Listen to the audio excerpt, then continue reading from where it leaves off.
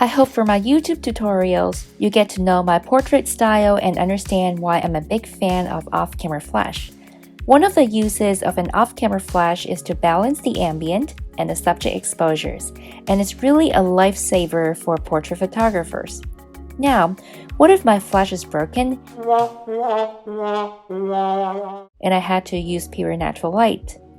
How do we find a location in which the subject is perfectly lit by natural light and you don't have to use a flash to throw extra light?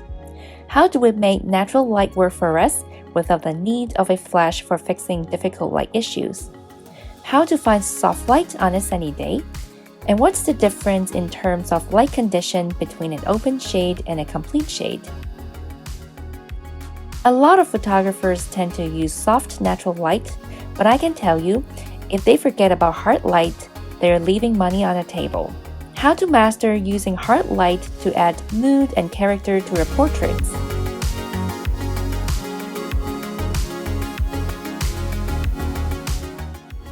Pure natural light portrait is not a beginner's level portrait style. Rather, it takes your lighting knowledge, your experience in the studio to make an outstanding image. In my workshops, I'd inspire students to think, I give location goals, I quiz on their light knowledge, and I give constructive feedback to their work.